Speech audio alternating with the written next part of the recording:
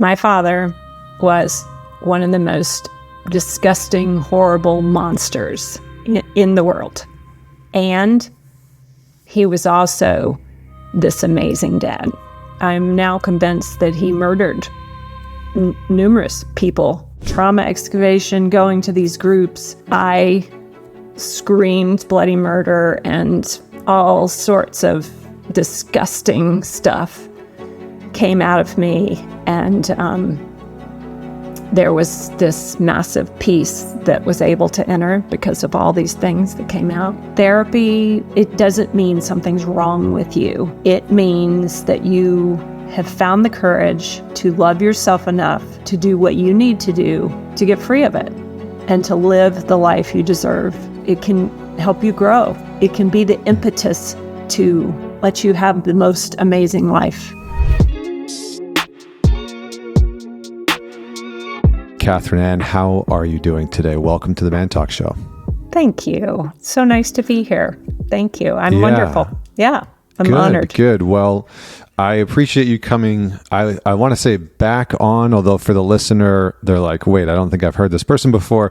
But we attempted to record and had some technical problems. And so we had to reschedule. And due to the nature of our schedules, it was a few months after. But I'm excited to get back into this. Me too.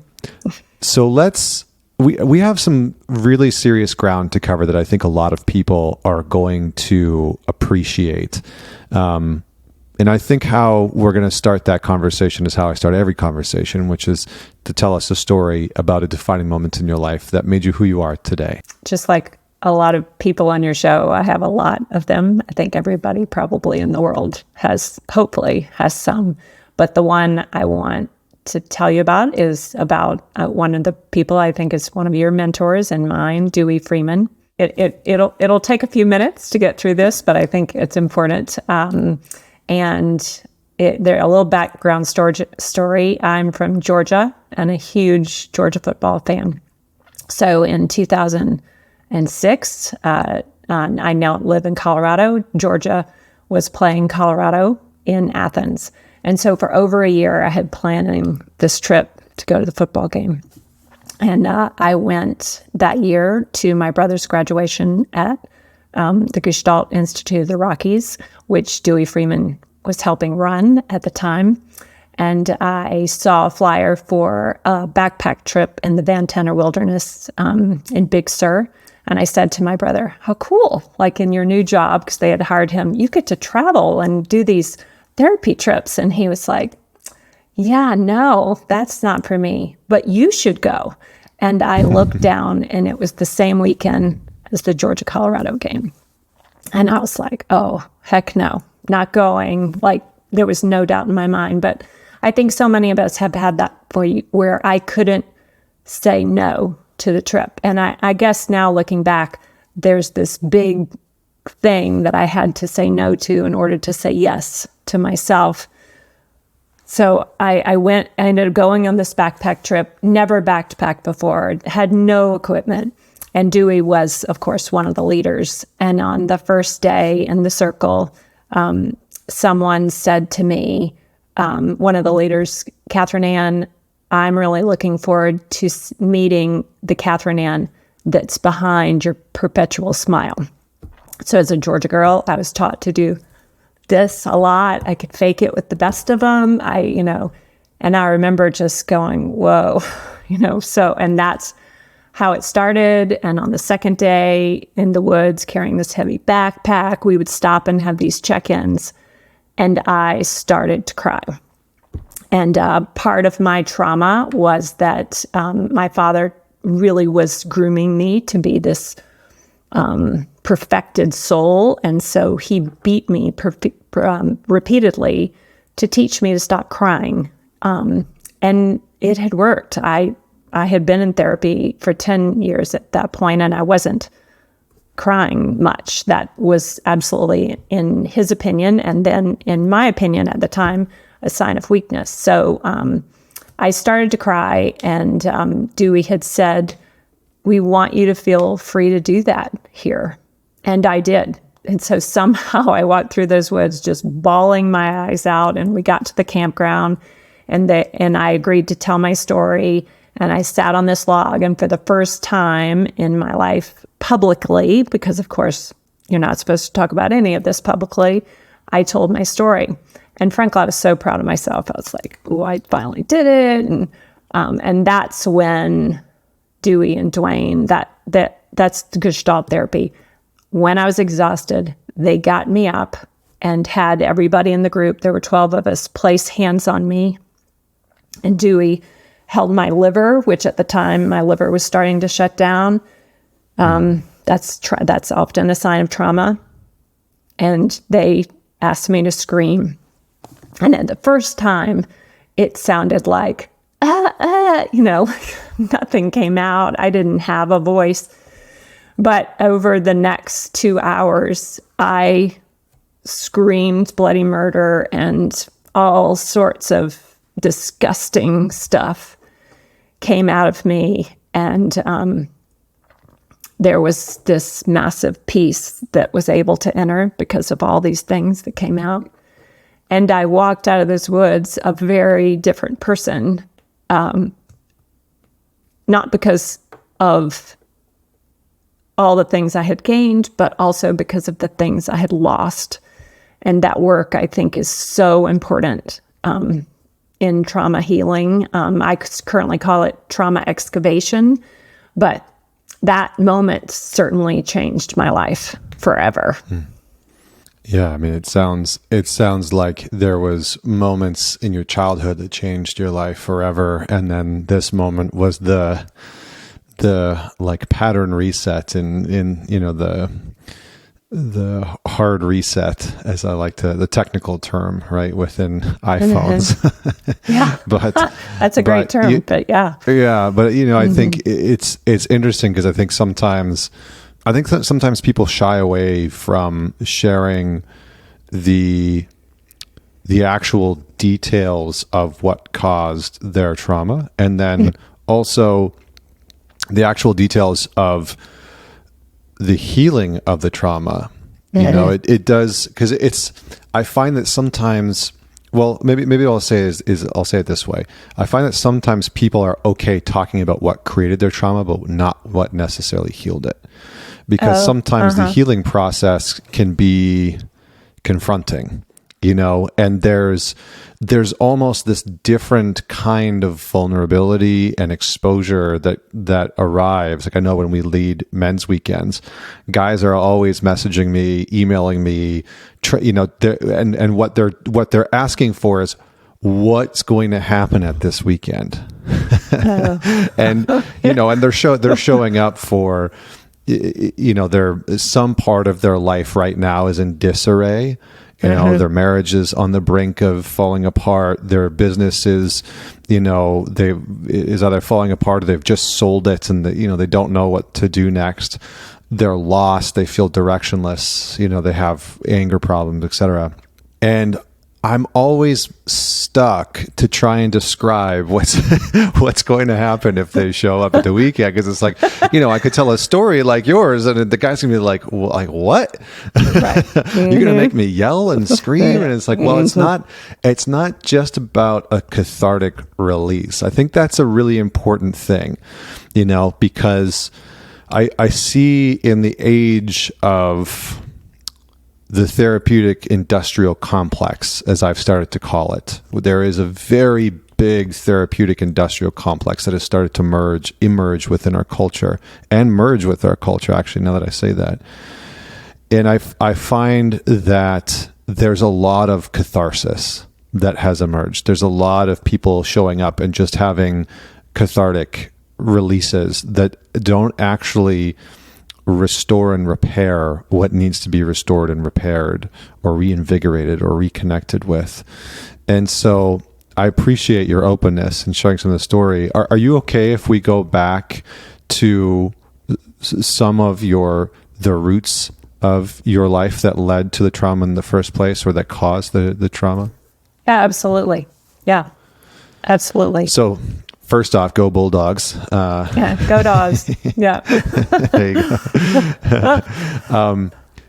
So can you say a little bit more about your father and the role that he played in your life and your family's life? Absolutely. I think this is something I've learned. I can say this.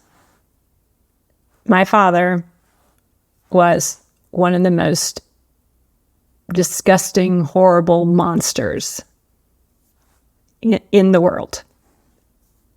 And he was also this amazing dad. And I think that's really important after 30 years in therapy, that relates to a lot of people's life. It's this and it's this. And my father was a gay man living in Georgia as a doctor, growing up in the 40s, 50s, 60s, not accepted whatsoever to be gay. And he was trying to figure that out. So he married my mom, cherry-picked her, I think. She was the daughter of a very famous minister, and told her on the night of their honeymoon, I don't love you. I'm just, know I needed a wife, and I expect you to cure me of my disease. So even as a medical doctor, people didn't know about homosexuality, as that was, how he termed his sexuality at the time. And of course, she's in an impossible situation. She wasn't about to tell a soul. But my father believed it was his job to train me and my siblings to be divine beings. He believed, and I think this shows his psychosis, that we had one less vertebra than everyone else. He explained it like the apes evolving, which now I sort of realize there's a racial component in there. And he believed it was his job to do everything in his power to train us to be these, like Rambo. So he would beat us. He would use tons of brainwashing techniques. It was all about keeping within the family massive amounts of secrets and manipulation. And at the same time, he was the doctor, the 6'4", good-looking doctor in our small town. So people loved him. My parents would go perform on stage, and they were both really good-looking. So people, she was like Jackie O, and they were like famous, and he got away with all of this manipulation.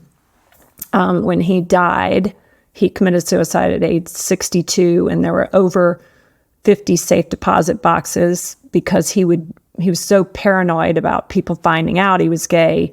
People would try to blackmail him, and then he would hire private detectives and get things on other people, and then keep that information in safe deposit boxes. So there was all this, so it was this massive web of disgusting, just filth, and being a sexual being, teaching us to be these amazing sexual beings in his mind was part of it.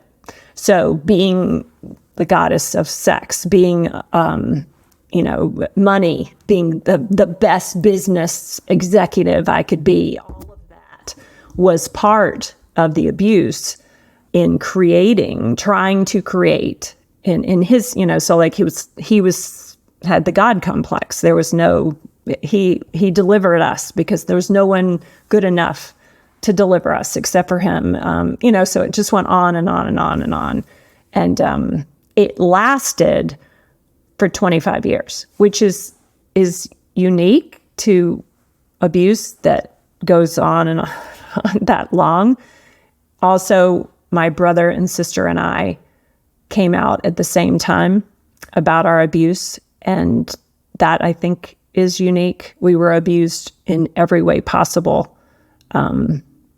And what I love the way you started this, because I can tell the story. It's kind of like a train wreck. People want to rubberneck and talk about the story, and that's absolutely fine. I'm happy to share details. But what I'm really interested in talking about is, and then what? how do you heal from something like that? How do you go on to be like, okay, how do you get that feeling of like every single thing that happened is like a window to my growth, and I'm like, cool, like let's go, So yeah, I found a great quote the other day. I don't know who it's attributed to, so I'm sure that the internet will take this and tell me who said it. But somebody once said that life is a process of growth in the art of loss. And I thought that was a really lovely notion, that in living, we are growing in our capacity to be with loss. Mm-hmm. And all of us are going to experience loss, right? I've always been a huge proponent of certain principles in Buddhism, right? Like the Four Noble Truths, yep. that life is suffering, or in life there is suffering. Yes. And that part of our, not work, because I think that word gets used quite a bit, but our responsibility, our invitation in this life is to learn to traverse suffering, yes. to transmute it, to alchemize it. Mm-hmm. And it does seem like we're in this very precarious time right now where trauma is like an A-list celebrity in our modern culture, mm-hmm. where everybody's talking about it, yep. and everybody's got it front and center. Mm-hmm. But the modalities and the methods to actually transmute it and traverse it, there's many, and it's the efficacy of them is questionable. And so I'm very interested to get into your part, but I think I'd be remiss if I didn't actually investigate a little bit deeper about how did you notice your trauma beginning to show up in your own life? Like, how did you, once you sort of came out about the abuse, it's very interesting that you and your brother sort of brought that forward at the same time. Were you believed about what was happening? Because I think it's a very common thing that people aren't believed. What was that process like in revealing what had been going on? And then how did you see eventually your trauma showing up? What were the sort of quote unquote symptoms maybe? Because I think it just might help normalize what some people have experienced and are experiencing. Great question. All right. So I guess that's a two-part question. First, my brother and sister and I came out together after working with our mother. My father ended up leaving my mom when I was 5 to live with a man. And so they were divorced, but my mom became a raging alcoholic through the process, but she came back and beat the alcoholism. And of course, when there's so many secrets, when you start talking about it, that's how it all comes out. So I was having anxiety. I was having not crippling anxiety, not just I'm a little scared, but because my father used tons of fear tactics, I was scared of breathing and was really struggling in life. And I got my first marriage. I married, it was not like I was that young, but I was 28. And if you think about this, the trauma cycle went on till I was 25. I was absolutely not awake yet when I first got married. And so, but therapists say I must have felt safe in that marriage. So I started having nightmares, and they were wake up paralyzed in fear. And then I didn't remember much of anything because my father was telling us, I totally believed him. I bought it hook, line, and sinker that this was his way. He was the greatest dad in the world. He was loving us, that he was doing all this for our own good. So I never saw it as abusive. And I could tell that story too, that you and I talked about that in our first taping. I think that's a good story. But that's the way it started manifesting itself in my body. I talked about my liver shutting down. The liver is a place where a lot of the anger and rage gets stored. And as a Southern belle who's not supposed to get mad at anything, I'd never expressed anger. And so that was just eating away. I developed a liver disease. So, I mean, before I was 40, my body was shutting down. And that is very typical of people who have had a lot of abuse, or sometimes any abuse, that our bodies are brilliant at knowing that. And when we haven't been able to release it, our bodies remember. And so our bodies will start telling us. There are books you can read about, well, if it is your liver, what does that mean? If it's your left foot, what does that mean? If it's, one of mine was my left ear. So the left side is about the male side, and the ear is about what am I not willing to listen to and hear.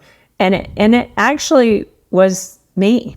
I wasn't listening at all to my wise self, because I had been taught that I was crap, that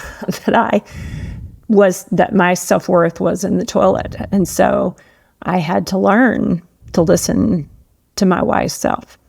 First off, I would just say The Body Keeps the Score, the book, while it's an incredible book, it's more of a clinical book than a book for the layperson.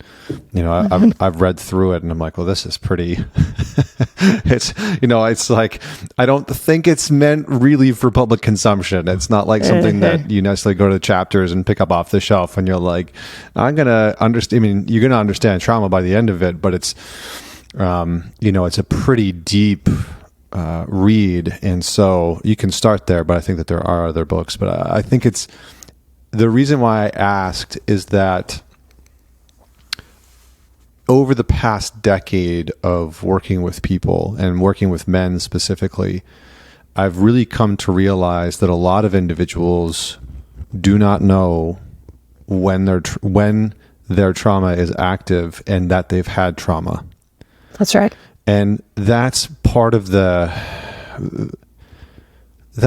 sort of mysterious nature of it, is that it kind of lingers in the background and then emerges later on in life. Mm-hmm. And so it's interesting that you said, and I really want to emphasize this one part because I've seen this happen time and time again, that it wasn't until you really felt safe that things started to emerge. Mm-hmm. From what you know about trauma, why is that? What is it about the unique nature of trauma and our body and our mind that it sometimes doesn't emerge until we feel a sense of safety? From what I've been taught through my therapists, I think it's because when you are experiencing trauma, in particular, I guess, trauma from your home life, someone in your home, a home is supposed to be a place of safety. You're supposed to be protected, and you're not if you're being obviously abused in any way in the home. If someone, even if it's just an alcoholic or they're violent, or it creates chaos, that there's not safety, there's not peace in that. And when you remove yourself from that situation and get into a place where you start to feel safe, you start to feel peace, you start to feel love, then your body can actually start functioning the way we're meant to function, which is the flow, and that's my understanding. Yeah, I appreciate that. I appreciate that. Distinction and clarification, because I think I've been talking to guys about this of like, a lot of men don't think about, do I feel safe right now, or am I safe? Mm-hmm. It's not an internal dialogue, whereas I've come to know, and then I could be wrong about this, but I've come to know that for a lot of women, it is an internal part of their daily or weekly life. You know, am I okay? Am I safe right now? Am I safe in this environment? Am I safe at this bar, on this date? Most guys, like, we just don't go on dates and like, am I safe right now? You know, that's not, it's like, yeah, I could probably, it's just not even a question, because it's not something that we would experience. And so we don't often think about our sense of safety in that way. But I think what you're describing is incredibly important, because that safety is a crucial part. Okay. I want to zoom out a little bit and talk about this notion of trauma and culture.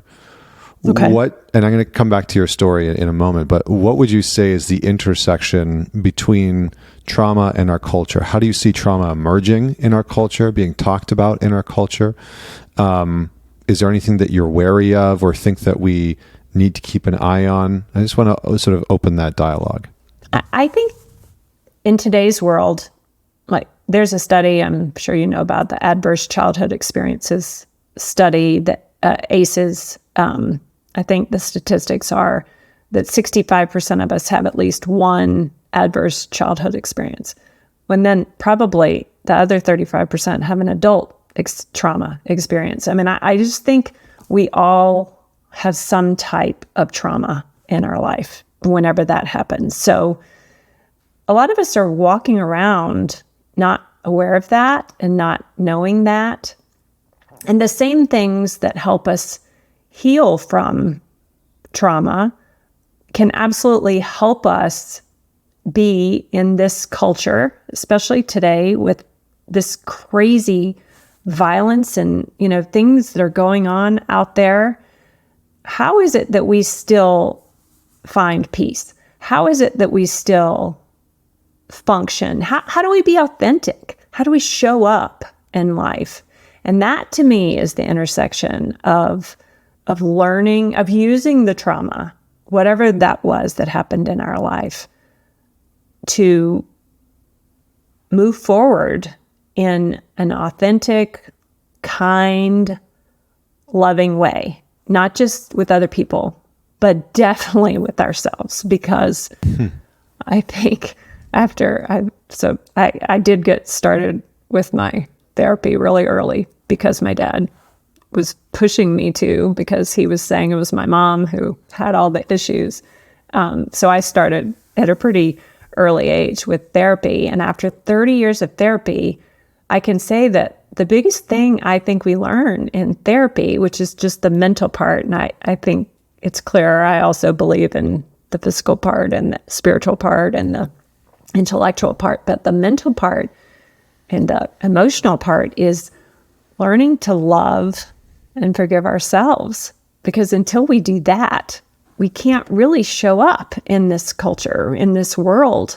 And if a bunch, you know, when you've got crazy junk that's happened, it's scary, and the life is scary. But how can it not be scary? It doesn't have to be scary. We can go forward in a way of, okay, whatever happens today, I'm here. I'm showing up. I'm going to be here and not run away, not tap out, not, hide.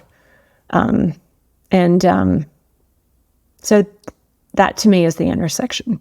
How would you say that the abuse that you experienced at the hands of your father impacted your relationship with men? Because I think one of the things that I see a lot in our culture right now is, and I don't really know how to phrase this in a neutral way, but there does seem to be a lot of animosity in the public square, aka online, because online is now the public square. There does seem to be a lot of animosity towards men and masculinity for damages caused, specifically to women. And I see a lot of women who have gone through something traumatic, being abused or taken advantage of by a man, whether it's their father or a brother or an uncle or a boyfriend, and holding that and having that really shape the way that they then interact with men moving forward in every part of their life. So I'm curious to understand how the abuse that you experienced shaped your relationship to men, and how that's evolved as you've done this trauma excavation that we've been talking about. I think at some point, I have no idea how far along I was, but I realized my father was one man. One. Let's just say half the people in the world are men. Not all people are like that. And I had to really come to this, like, what am I going to do? Shut down half the world? Like, it didn't fit for me. That as I moved more and more, trying to be more authentic in my life, I started giving men opportunities. And at first, there's absolutely, I was abused by other men. Absolutely. That's what happens. You attract that until you get rid of you energetically, you attract it. Unfortunately, that's the way it is. That's what happens. Often people who have experienced childhood sexual abuse are abused by same, in my case, a man after. And then you really are like, oh, all men are bad. No, there's a place where you really just have to realize that life is loving and giving men, women, every single person on the planet, the benefit of the doubt. Most people are good. Most people are loving. Most people are kind. Do I look over my shoulder when I'm in a dark parking lot? Heck yeah. Do I know, like, I was trained in all the karate and all that. I know all that, but I don't walk around in fear, because it's my job, as you said, to be responsible for me. And my job for me, my opinion is to be more, to choose love, not fear. And so that didn't happen overnight. This is a process. It's a journey of transforming that fear of men into a love of men and women. What would you say builds men like that? Because I think one of the things that I've found in talking to you and hearing your story is you did go through a tremendous amount. He was physically abusive, psychologically, brings the word gaslighting and narcissistic. Yeah. And I mean, all the things that we could put out, all the words almost, right? Yeah. I mean, even this notion of like this superior, having one last vertebrae, like all of those things, there's a certain sociopathic and psychotic nature to how he engaged. And obviously some of that has to do with the repression, but do you know much else about what built your father into who he was? Yes. And I'm learning more and more. I recently uncovered, more about his background, and I'm not positive if this is the statistic, but I'm pretty sure that 99% of perpetrators were perpetrated upon. So I think any good therapist, if that happened to my father, what happened to him? And I'm pretty sure I know who it was that sexually molested him. And often that's the case where people, you're not born that way. But I think part of what I feel responsible for is, and standing with my brother and sister, drawing the line in the sand, was not just the line in the sand from our parents, but multi-generational healing. Multi-generational healing is important because a lot of this stuff has been going on forever and no one questions it. No one even knows it's wrong. And so almost always here's a quote that I don't know who said this either, but it's, be kind, for everyone you meet is fighting a great battle. And I think, a lot of people have been through a lot of stuff. And so, yeah, I think my father was tortured, and then he tortured us, but he tried to do it with a little bit of humanity almost. That it's so bizarre. My therapist have tried to explain that to me, but that's kind of what happened. Yeah, it is interesting that a lot of individuals who perpetrate things like sexual abuse have had that happen to them, and I don't know what the data or the statistic is, and that I think it's a hard one to really pin down accurately, I would guess. But it does seem like it's very, very high. The number of men that I've worked with over the years who have been sexually abused, almost always, either knew or ended up finding out that individual had been sexually abused in some capacity. Yeah. So that doesn't necessarily make it, obviously it doesn't make it okay, no. But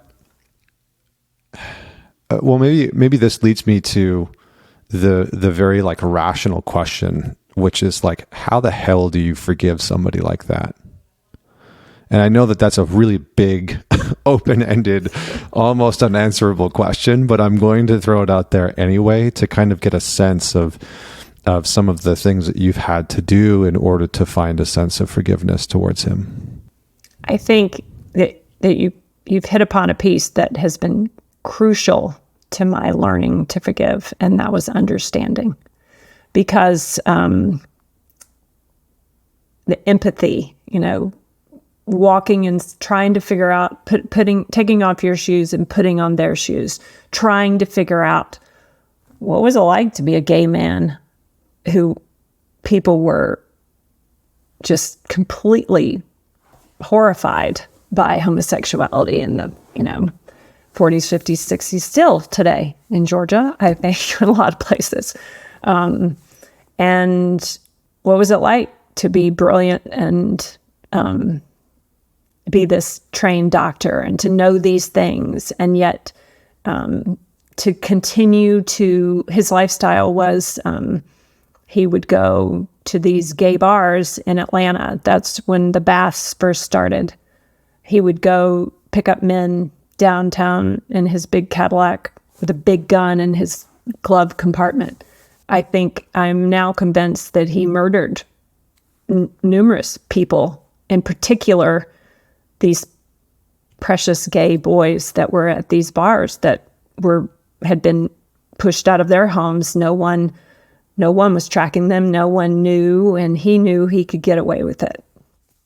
How do you forgive? How did I move toward forgiveness? I can say, my first thing, I remember I found this letter when he killed himself that I had written, I forgive you. And I was like, okay, well, that was a start. But to me, it's all energy. That was just oh, that's, the first thing. But then there's these pieces where you go, okay, that happened. And unforgiveness harms me. It perpetuates the trauma. It keeps my liver not functioning right. It keeps me blaming and angry and rageful. And no thanks. I'm not interested in that. So how do I release that crap so that I can function and be the person I want to be? And that's why I think forgiveness is important, because I can go, okay, these things happened. And my dad was sick. He was mentally ill. He was a drug addict. Again, it doesn't excuse any of it, but it starts to bring me to a place of okay, I'm getting over that. And he's got to work out his own stuff with his soul. I'm going to be working on me. And I think one of the greatest, this is another thing I've learned. But when I hold on to unforgiveness or blame or anger, it's like drinking poison and expecting the other person to die. And that's not the way it works. So I have to be responsible for me. And it starts with, going back and unwinding all those tapes where he just, told me all this crazy stuff and going, wait a minute, that's not true. What do I think? What do I believe? What do I feel? He told me, literally how to think, how to feel, how to, don't cry, that you're not supposed to believe that. You're supposed to, every single part of my life was infected. And so I've done a lot of going, I don't believe that. I don't think that. And that's really important. Feeling sorry for myself, people say, oh, you're not supposed to feel sorry for yourself. Pull yourself up by the bootstraps and get on. My personal opinion is sit down and wallow in the damn mud and feel sorry for yourself a little bit, because especially if you've been told you're not supposed to feel, you're not supposed to do all this stuff, figure out how you feel. And if that means, wallowing in it for a while, wallow in it. I hope that people get back up again. Life is so awesome. Get up and go enjoy it. But for a while, sit down and just cry your damn eyes out. Really feel it. And I think that's how I've moved a lot of the different areas of forgiveness. And I'm sure I have more to go. Let me just say that too. Excuse me. Sure. Yeah. I do think that forgiveness is a path and not a destination. And I think oftentimes where people get tripped up is either forgiving too soon, forgiving without feeling, right, the impact of the betrayal or the abuse or whatever it was, or trying to forgive as if it's a place that they need to arrive. That's a place good. a place that they'll arrive where it's like, well, now that I've let that all go and I've forgiven this person entirely, my life is completely better. And so I think it's like what we do with happiness, right? We put a lot of things on, well, when I hit this goal, or when I achieve this accomplishment, when I sell my business, then I'll be happy. And I think we do that with forgiveness too. It's like, well, when I figured out how to forgive this person, then I'll be happy. Then I can love deeper. Then I can, and we put all of these then I cans on the other side. And so we create this destination that is very hard to arrive at. And I think what I appreciate about what you're saying, there's a couple little nuggets I'm going to try and just reiterate so that everybody catches them. One is that unforgiveness harms me. I thought that was so, when you said that, I was like, oh, man, I wish I said that. Like, that one's good. Good Lord. Unforgiveness harms me. And then second, that part of the path, maybe one of the stepping stones on the path of forgiveness, is understanding the other individual from a place of compassion. Second is allowing and giving the grace for you to sit in the place of woe is me, that's actually okay for a little while. Yeah. To feel the I'll use my French here, some fucked up shit happened to me.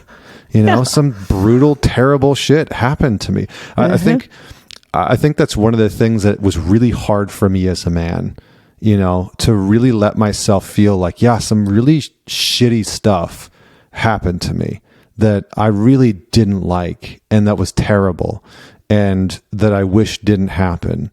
And to sit with the emotion, the sadness, the grief, the not necessarily pity, but giving myself permission to sit with all of the emotions that came along with that, to just acknowledge that was brutal. And especially now that I have a 2-year-old son, I think it changed context for me, where I can look at him and be like, man, if that happened to him, I would have the deepest well of compassion immediately, without question. And I would never wish those things upon him. So why would I not let myself feel the compassion and the grief and the sadness for what I've experienced? So I think those are some of the things that really stuck out to me, because I wanted to reiterate those things, because forgiveness can be a very challenging thing. Yeah, What would you say that you've seen people struggle with when it comes to forgiving people who have betrayed them or wronged them or hurt them or abused them? Where do people usually get hung up? Or where have you found yourself getting hung up? I've gotten hung up in my stubbornness.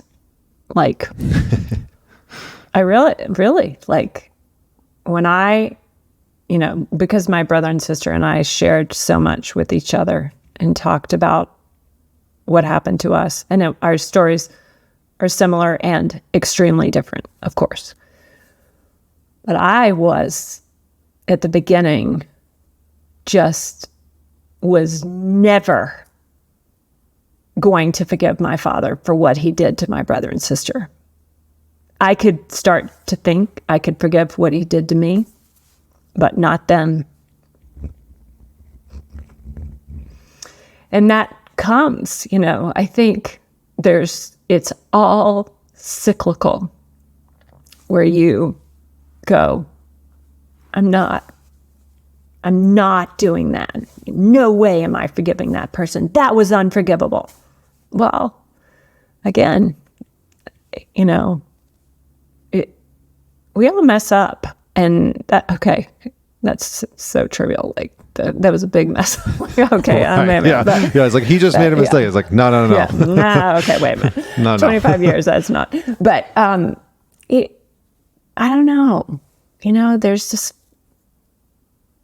I'm not carrying around that crap anymore. Like, it's just too heavy. It's too big. It just infects everything. And when you this is it. When you get that first inkling of forgiveness, let's just say you go through the first cycle and you're able to forgive one piece.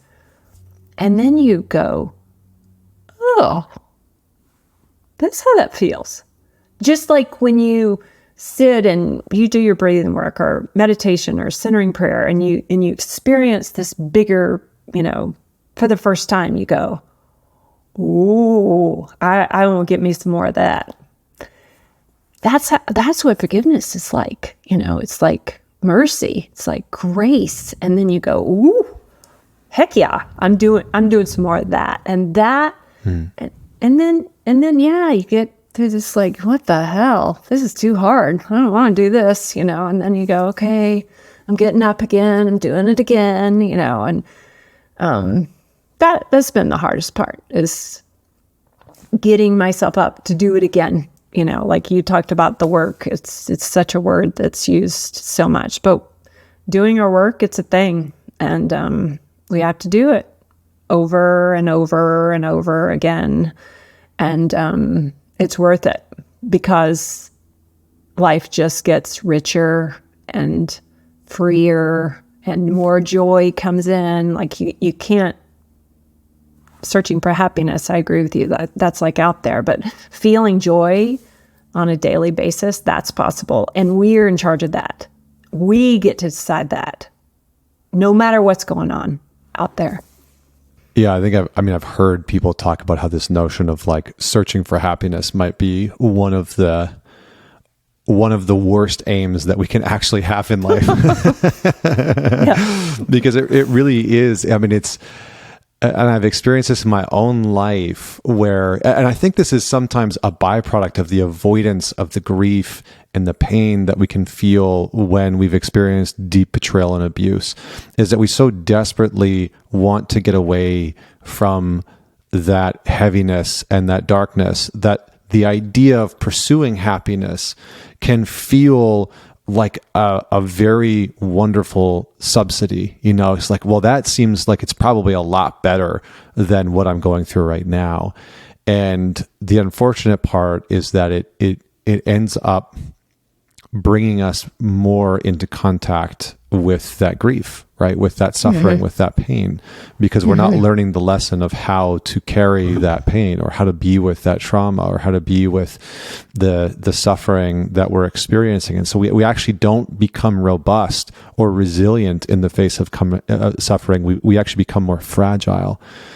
And, it's interesting because when I spoke to you the first time, I could feel and was very present to this beautiful duality of, and I think this word has a negative connotation, but I do not mean it at all with a negative connotation when I say this. So please know that.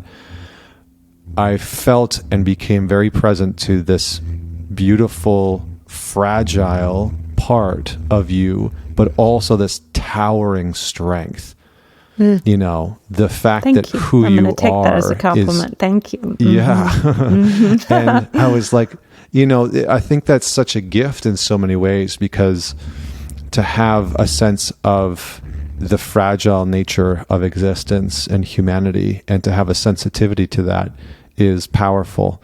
And I think it takes strong individuals to be in contact with that, you know, close to that. So let's talk directly about this notion of trauma excavation. What do you mean by that? 'Cause we've used that term a few times now. What do you mean by trauma excavation? What transpires? What do we need to do? What does it look like? I'm talking all from my experiences with myself and from, you know, numerous circles, watching other people do it. Of course, talking with my brother and sister, and working as a spiritual director, helping other people. Here's my experience, and I can say this 100% of the time. It works. Trauma is like energy. It's alive. So we've talked about this. It gets passed down often between generations. It gets buried in people like black sludge. People call that a lot of different things. People call that the devil. People call that darkness. People call that, you know, you name it, fill in the blank. And it gets buried in us. And in sexual abuse in particular, we are injected with it, literally. And that crap then is inside of us like worms, like disgusting. And I believe it's why people struggle to get better. So many people have addictions. It's in particular after abuse. We're searching for something to make us feel better. And then you go to rehab and you say, I'm not going to drink anymore, but you don't deal with the crap that's inside.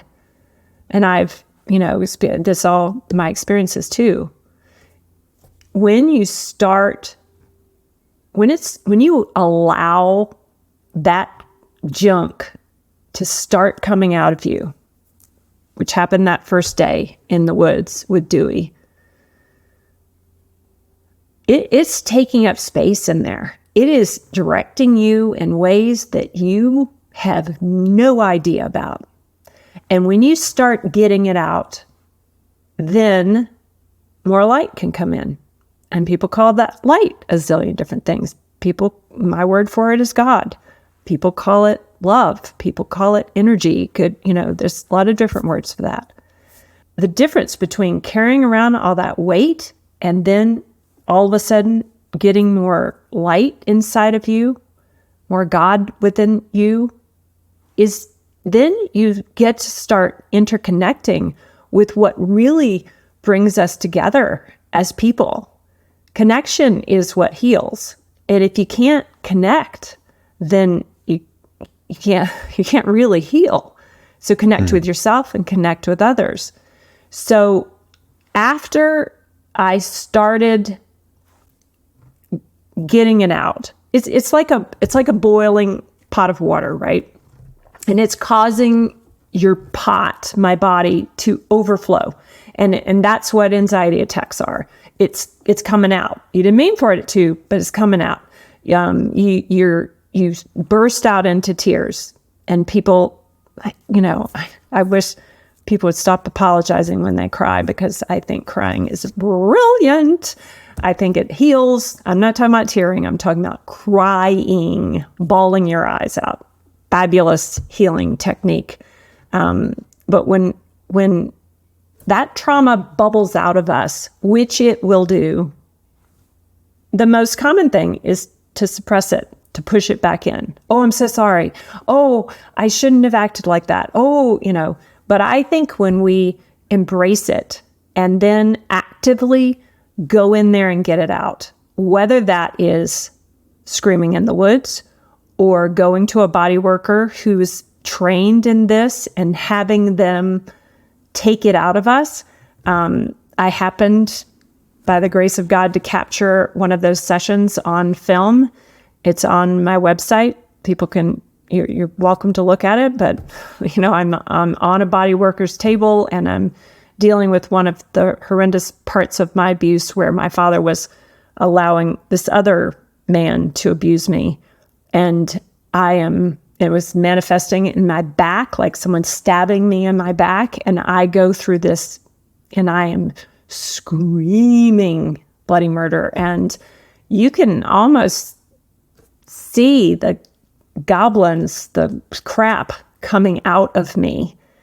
And I can do it sitting in my car or in my bathtub. You can take an old tennis racket and beat pillows. There's a lot of ways to do this. Any good therapist, look for a Gestalt therapist, or there's a lot of, but therapists can lead you to this work. It is a physical work. It is brilliant. I think people don't know. Like, oh, well, I didn't know about that. Like, I didn't. I'd been in therapy for 10 years. No one had ever said, do this.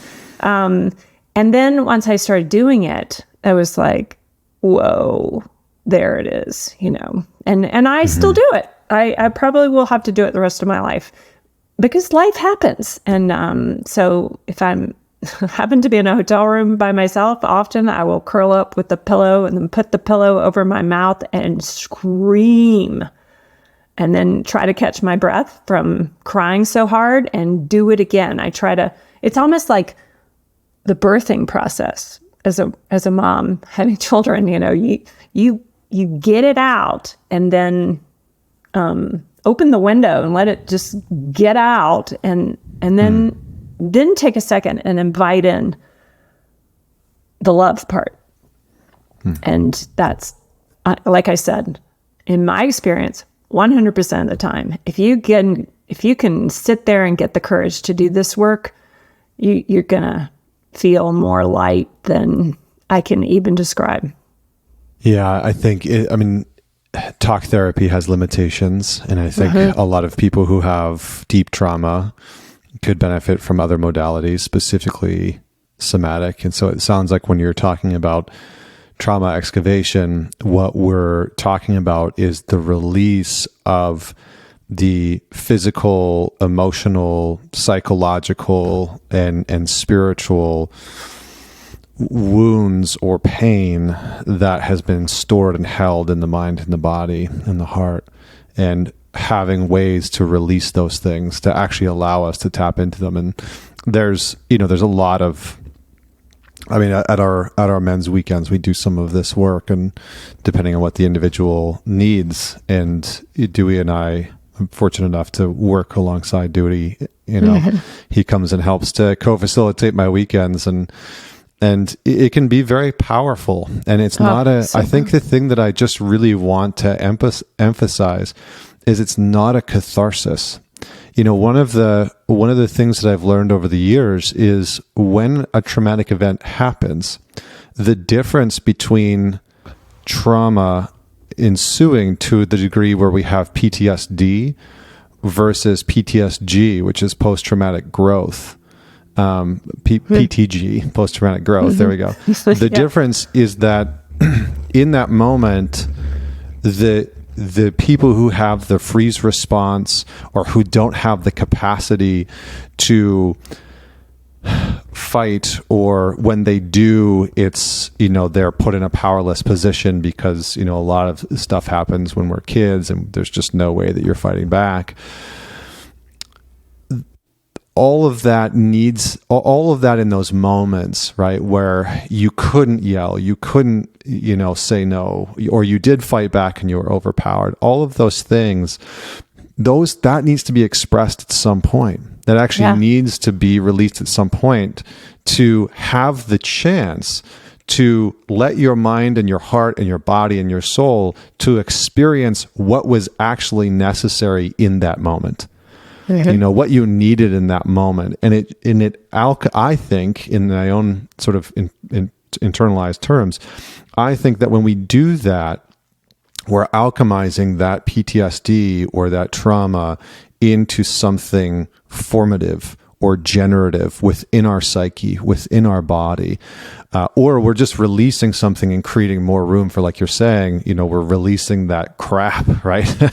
And we're making room for more space, for more light within ourselves. And so I just wanted to say that, because I think sometimes individuals can hear this and it's like, okay, well, I'm just going to go yell. And it's like, well, maybe, but ensure that you're working with somebody that can guide you in this process. I think that's what you've been saying, is that people like Dewey have been incredibly powerful in supporting you on this path. I want to come back to culture for a moment, unless there's something else that you wanted to say on this, the trauma excavation front. I get the sense that, and I'm curious just for your opinion on this, and for the listener to tune into themselves as well and like see where they land on this. But I get the sense that because trauma has become so mainstream within our culture, and not necessarily trauma, but therapy or the therapeutic industry, like I was saying before, has become so mainstream that it's almost become watered down in a way. And not that trauma has become watered down, but the quality of sacredness of working with this aspect of us as humans has become monetized and popularized through TikTok videos and Instagram accounts and, YouTube channels. And it feels like, in an effort to help and serve and support people, we've taken something that historically, because there's trauma work has existed as long as human beings have, right? That's what shamans did. Shamans were the sort of purveyors of therapeutic modalities for ever, essentially. And it does feel like sometimes, and maybe this is just me, I look at content online and I go through the news and whatnot, and it feels like this notion that trauma is everywhere has become so popular that it's lost something sacred. And I'm not even really too sure what the question is that I'm trying to formulate for you, but do you have a sense that that's occurred? Do you have a sense that we've gone so far in talking about trauma that we've and being trauma informed, that the average individual is maybe overwhelmed with information and underwhelmed with the real action that they need to take? I think that as a whole in the world, you're absolutely right. Like, trauma is getting watered down. Like, it's out there. It's a lot.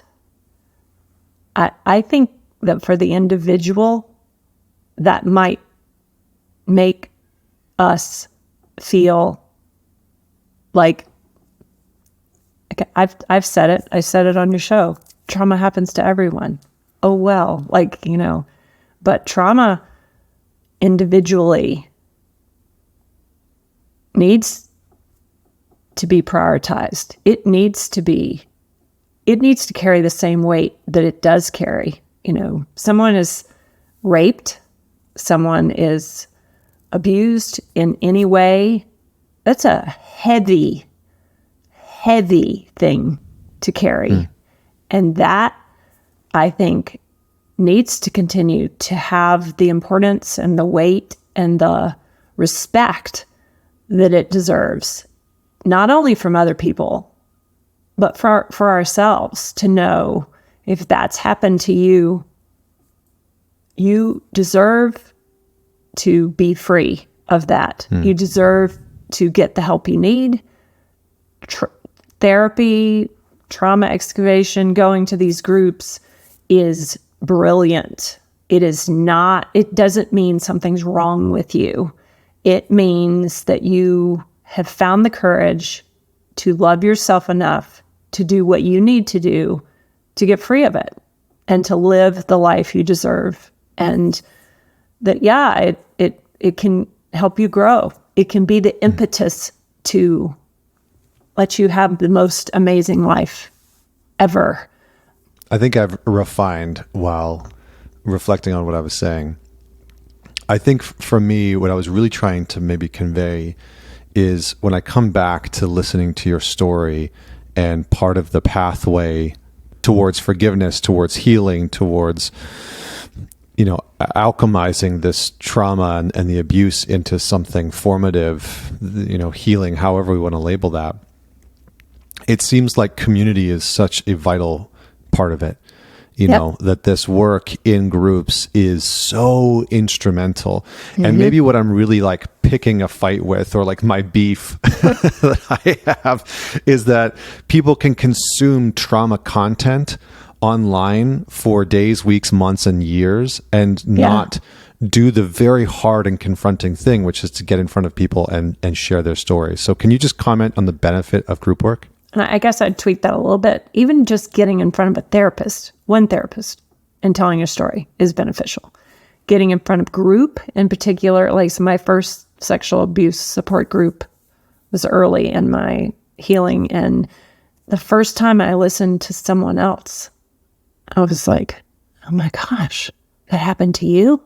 Like, that's how you feel? I feel that way. Like that connection, that's behind the Me Too movement. That's why it's that first, like, wow. And, oh my gosh, that's crappy. I know I have crappy, but you also have crappy, that, wow, there's huge healing in group work. I applaud you, though, this work you're doing, in particular with men, getting in a circle like that, being vulnerable. I think it is life-changing. And community, they say, that the first time I heard about the adverse childhood experiences study was when Oprah Winfrey went on 60 Minutes, and she was with a therapist, Dr. Bruce Perry.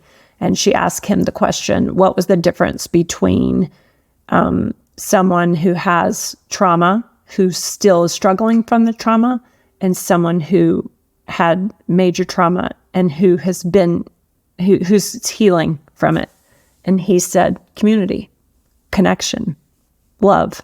And you can't, you're just sitting home watching all the YouTube videos or doing all the stuff, or just going to a therapist that you hate and monotonous talking. That doesn't work. You gotta, I think, like your therapist, respect them, find a way to some groups, step out and know you're not alone.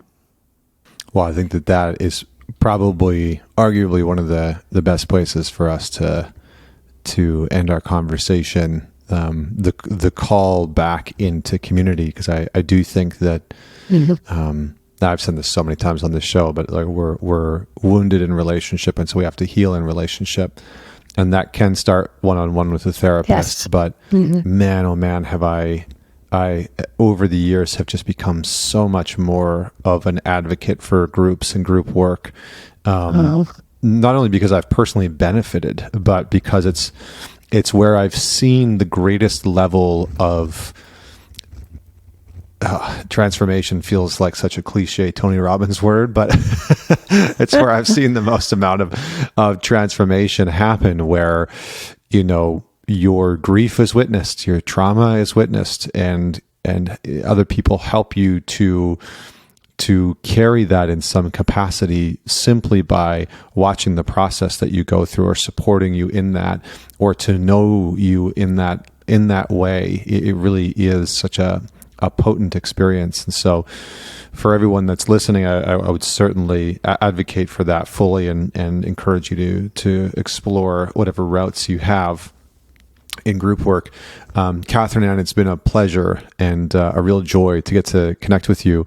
Where can people learn more about you and learn more about your story and your work? I do have a website. It's katherineann.com, KATHERINEANN. I have, a presence on Instagram and Facebook at Katherine Ann Healing. Nothing like yours. I'm sort of chuckling, like I'm older and that I haven't gotten into that as much. But I have also written a book about my story, and I haven't published it, and I think for good reason, that I'm still learning what happened to me because I'm so interested in talking about the healing part. So it's coming. It'll be published at some point. Wonderful. Well, thanks so much for joining me. I look forward to reading it when it's out. And for everyone that's out there listening, don't forget to Men It Forward. Share this conversation with somebody that you know will enjoy it or could benefit from it. And until next week, this is Connor Beaton signing off.